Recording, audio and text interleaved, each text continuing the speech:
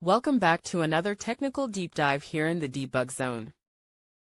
Today, we're tackling a big question and breaking it down with insights from other users.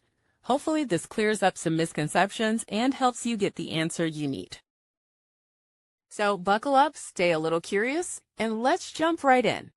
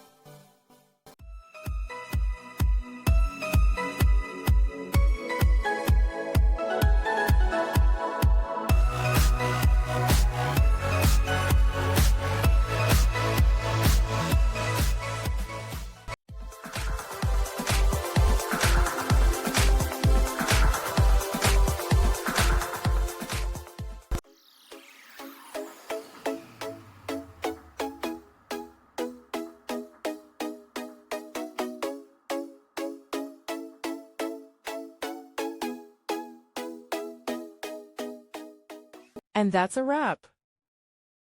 I hope you found the answer you were looking for. If you did, take a second to hit that subscribe button. It really helps out. And let me know in the comments which solution worked best for you. See you next time in the debug zone.